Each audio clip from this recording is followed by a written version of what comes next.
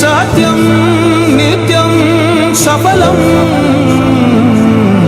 జనగణ మంగళ నాయకుడా ఘనమము చరితల నాయకుడా పలుతరములు మము పరిపాలించర స్వామికుడా. గౌరవ ముఖ్యమంత్రి గారికి ఆత్మీయ స్వాగతం సుస్వాగతం. ఇప్పుడు కర్నూలు జిల్లా కలెక్టర్ డాక్టర్ ఏ సిరి గారు స్వాగత వచనాలు పలుకుతారు.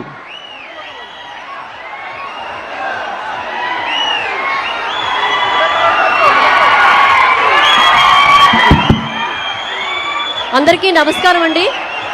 రాష్ట్ర ముఖ్యమంత్రి వర్యులు గౌరవనీయులు శ్రీ నారా చంద్రబాబు నాయుడు గారికి కర్నూలు జిల్లా ప్రజలందరి తరపున స్వాగతం పలుకుతున్నాం. సంజీవిని కార్యక్రమం ఓపెనింగ్కి ఈ సందర్భంగా వచ్చారు. సంజీవిని కార్యక్రమంలో మెయిన్గా మనకి హెల్త్ క్లినిక్స్లో అంటే విలేజ్ లెవెల్లోనే సూపర్ స్పెషాలిటీ కన్సల్టేషన్ సర్వీసెస్ కూడా తీసుకోవచ్చు. మరొక్కసారి అందరి తరపున సార్కి స్వాగతం పలుకుతున్నాం. Thank you sir. ఇప్పుడు ఆలూరు టీడీపీ ఇన్ఛార్జి వైకుంఠం జ్యోతి గారు మాట్లాడతారు.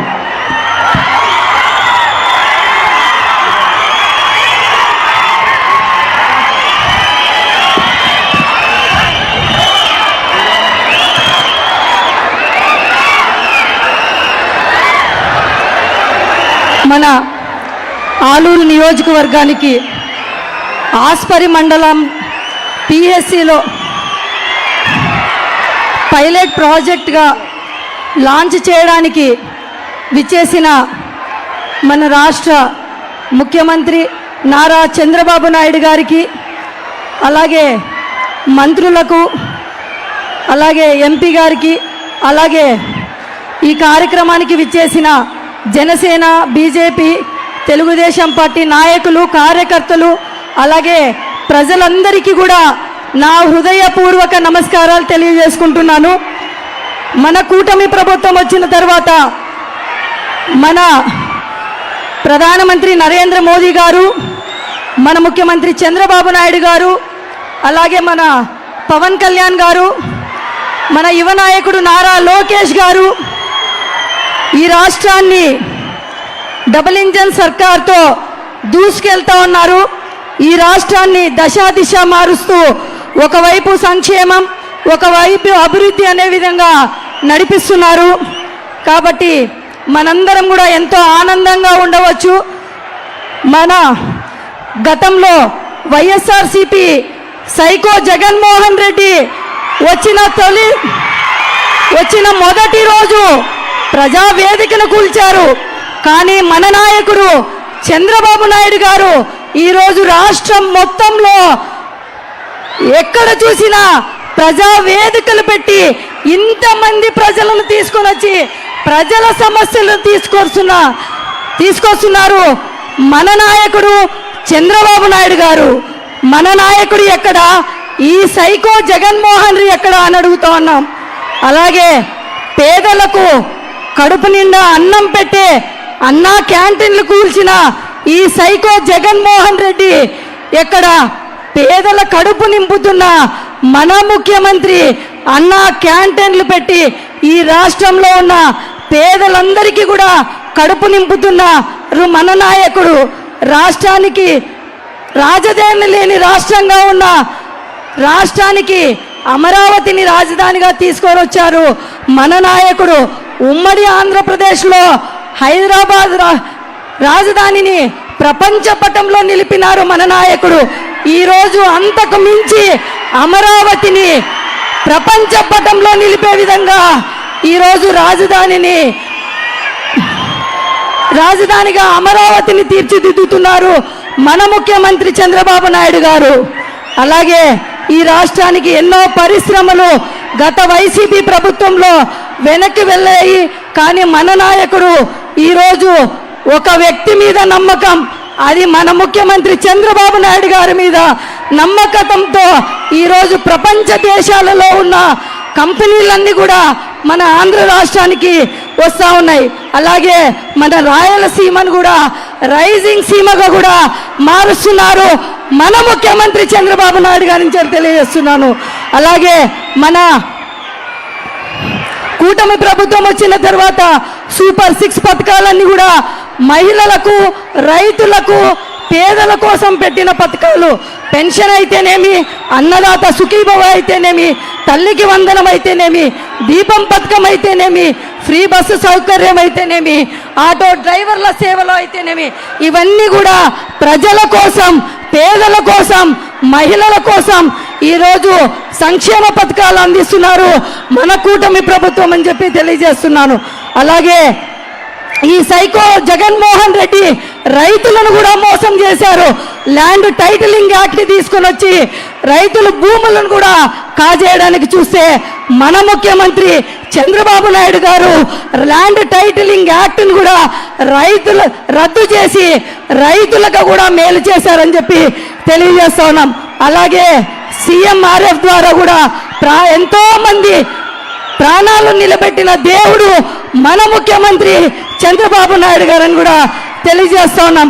మా ఆలూరు నియోజకవర్గంలో దాదాపుగా 368 మంది లబ్ధిదారులకు 1,66,04,00,000 రూపాయలు కూడా అందజేయడం జరిగింది. అలాగే గతంలో మా మామగారు వైకుంఠం శ్రీరాములు గారిని KDCC చైర్మన్ చేసిన మన ముఖ్యమంత్రి ఈరోజు కష్టపడి పని చేసిన వారికి గుర్తింపు ఉంటుందనే విధంగా నన్ను ఇక్కడ ఇన్ఛార్జిగా నియమించి మీ అందరికీ కూడా అవకాశం ఇచ్చినందుకు కూడా కృతజ్ఞతలు తెలియజేస్తున్నాను. గత వైసీపీ ప్రభుత్వంలో మన ఆలూరు నియోజకవర్గంలో ఏమాత్రం అభివృద్ధి జరగలేదు. కానీ మన ముఖ్యమంత్రి ఈ 2 సంవత్సరాలలోనే దాదాపుగా రోడ్లకైతేనేమి, నీటి సౌకర్యానికైతేమని, PSCలకైతేమని ఎన్నో దాదాపుగా 200 కోట్ల రూపాయలు కూడా శాంక్షన్ చేసిన ఘనత మన ముఖ్యమంత్రి చంద్రబాబు నాయుడు గారిది. అలాగే గత వైసీపీ ప్రభుత్వంలో నగరడోన రిజర్వాయర్ని కూడా మా చిప్పగిరి మండలంలో ఉన్న నగరడోన రిజర్వాయర్ కూడా పనులు కూడా ఆపేశారు. కానీ మనము కూటమి ప్రభుత్వం వచ్చిన తర్వాత మన ముఖ్యమంత్రి చంద్రబాబు నాయుడు గారు ఇప్పుడు పనులు కూడా మొదలుపెట్టి రైతులకు కూడా ఈరోజు నగరడోన రిజర్వాయర్ కంప్లీట్ చేయబోతూ ఉన్నారు. అలాగే వేదవతి ప్రాజెక్టు కూడా గతంలో మన ముఖ్యమంత్రి చంద్రబాబు నాయుడు గారు 2019లో వేదవతిని కూడా పనులు కూడా మొదలు పెట్టడం జరిగింది. తర్వాత వచ్చిన ఈ సైకో జగన్మోహన్ రెడ్డి ప్రభుత్వం ఆ పనులు కూడా ఆపేయడం జరిగింది. కానీ ఇప్పుడు మళ్ళీ కూడా ఆ పనులు ప్రారంభం చేయడానికి 2028 కల్లా తిరిగి ప్రారంభించడానికి మన ముఖ్యమంత్రి చంద్రబాబు నాయుడు గారు ప్రణాళికలన్నీ కూడా సిద్ధం చేయడం జరిగింది. అలాగే మా ఆలూరు నియోజకవర్గం సార్ ఎంతో వెనుకబడిన ప్రాంతం. ఇక్కడ ఎక్కువగా వలసలు ఎక్కువ ఉన్నాయి సార్. ఇక్కడికి కొన్ని పరిశ్రమలు తీసుకొని వస్తే ప్రజలకు ఉపాధి దొరుకుతుందని చెప్పేసి మేము మా ప్రజల తరపున కోరుకుంటున్నాం సార్. అలాగే మా ఆలూరు నియోజకవర్గంలో నీటి సమస్య ఎక్కువగా ఉంది సార్. మీరు ఆస్పరి మండలంలో జోలాపురంకి గ్రామానికి 7 కోట్ల రూపాయలు శాంక్షన్ చేసినందుకు జోలాపురం గ్రామ ప్రజల నుంచి కూడా మేము కృతజ్ఞతలు తెలుపుతున్నాం సార్. అలాగే ఇక్కడ వాల్మీకులు ఎంతో మంది ఉన్నారు సార్. వారిని కూడా ఎస్టీలలో చేర్చాలని చెప్పేసి కూడా కోరుకుంటున్నాం సార్. అలాగే మాదాసి కురువ, మాదారి కురువరకు కూడా ఎస్టీ సర్టిఫికేట్లు కూడా ఇవ్వాలని చెప్పేసి కూడా కోరుకుంటున్నాం సార్. అలాగే ఇక్కడ ఎంతోమంది ఎస్సీలు ఎస్టీలు కూడా ఎంతోమంది ఉన్నారు సార్. వారికి కూడా ఉపాధి కల్పించే దిశగా కూడా మీరు చేయాలని చెప్పేసి ఇప్పటికే ఈ 2 సంవత్సరాల్లో గత 20-30 సంవత్సరాలలో లేని అభివృద్ధి ఈ 2 సంవత్సరాల్లోనే జరిగింది సార్. ఇప్పుడు ఇంకా మీరు మాలూరు నియోజకవర్గానికి ఇంకా ఎక్కువ నిధులు విడుదల చేయాలని చెప్పేసి మా ప్రజల తరపున కోరుకుంటున్నాం సార్. మాకు ఈ అవకాశం ఇచ్చినందుకు ప్రత్యేకంగా మీకు పాదాభివందనాలు తెలియజేస్తున్నాం సార్. మీరు మా నియోజకవర్గానికి వచ్చినందుకు మా జనసేన, తెలుగుదేశం, బీజేపీ కార్యకర్తలు, నాయకులందరి తరపున మీకు కృతజ్ఞతలు తెలియజేస్తున్నాం సార్. సెలవు తీసుకుంటున్నాం. దయచేసి అందరూ కూర్చోవాలి. ప్రజలారా అందరూ కూర్చోవాలి, నిశ్శబ్దాన్ని పాటించాలి. అందరూ దయచేసి మీరందరూ కూడా మీ సీట్లలో కూడా కూర్చోవాలనేసి ప్రత్యేకంగా విజ్ఞప్తి చేస్తున్నా. ఎందుకంటే మన దేవుడు మన ముఖ్యమంత్రి చంద్రబాబు నాయుడు గారు ప్రసంగించబోతున్నారు. కాబట్టి మీరందరూ కూడా నిశ్శబ్దంగా మనందరూ కూడా క్రమశిక్షణతో మెలగి ఆయనను ఈ సభను విజయవంతం చేసే దిశగా మీరందరూ సహకరించాలని కూడా కోరుకుంటున్నాను. ఇప్పుడు కర్నూలు పార్లమెంటు సభ్యులు శ్రీ బస్తిపాడు నాగరాజు గారు ప్రసంగిస్తారు.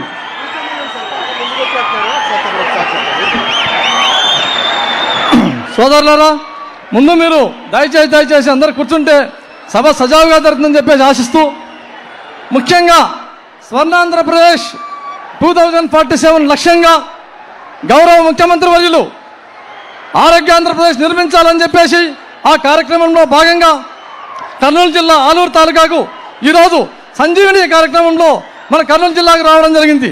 అందులో భాగంగా ముఖ్యంగా ఈ ప్రోగ్రాంను పైలట్ ప్రాజెక్టుగా కర్నూలు జిల్లాను ఎంపిక చేసినందుకు ముఖ్యంగా గౌరవ ముఖ్యమంత్రి వర్యులకు మనసా వాచ తల వంచి శిరస వంచి నమస్కరిస్తున్నాను సార్. అలాగే వేదిక మీద ఆశీనులైనటువంటి మంత్రివర్యులకు, అలాగే ఆలూరు ఇన్ఛార్జ్ అయినటువంటి వైకుంఠం జ్యోతి గారికి, అలాగే కలెక్టర్ గారికి, వేదిక ముందుగా ఉన్నటువంటి తెలుగుదేశం పార్టీ కార్యకర్తలు, పార్టీని భుజస్కంధాల మీద మోస్తున్నటువంటి పార్టీ కార్యకర్తలకు, జనసేన మరియు బీజేపీ కార్యకర్తలకు నా 2 చేతులు జోడించి నమస్కరిస్తున్నాను. సోదరులారా, మీరు బాగా వినాలి 2 విషయాలు.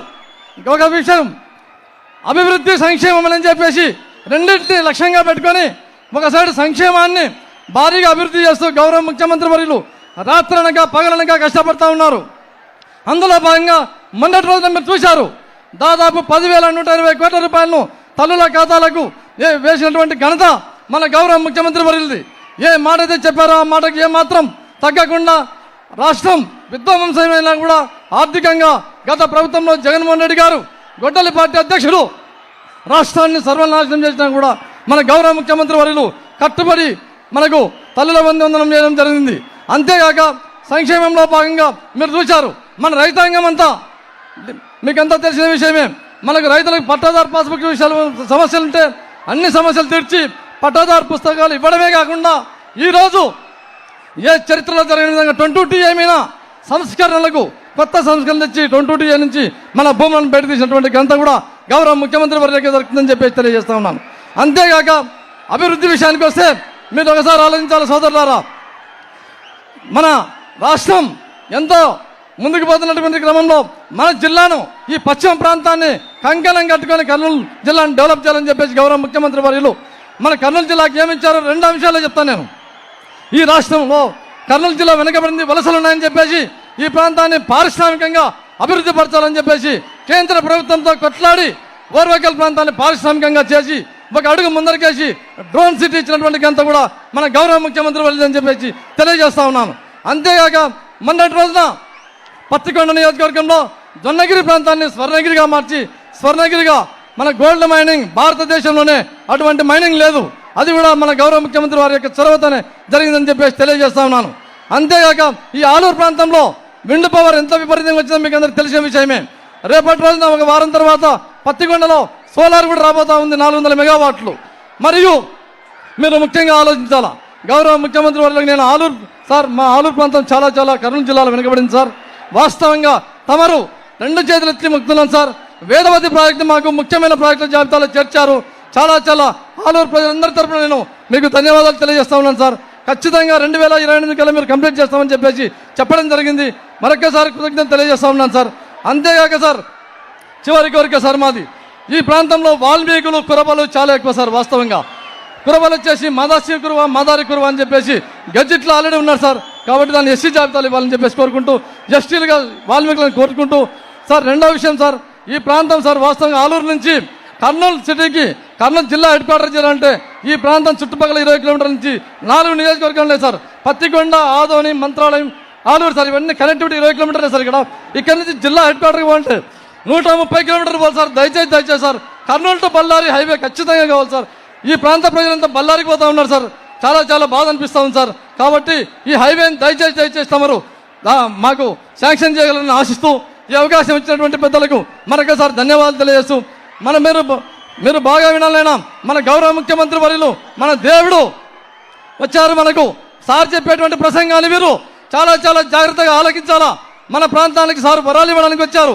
దయచేసి అల్లరి చేయకుండా అందరు కూర్చొని మనసా వాచ సార్ ఇచ్చేటువంటి ప్రసంగాన్ని వినాలని చెప్పేసి కోరుకుంటూ మరొకసారి గౌరవ ముఖ్యమంత్రి ధన్యవాదాలు తెలియజేసి సెలవు తీసుకుంటాను.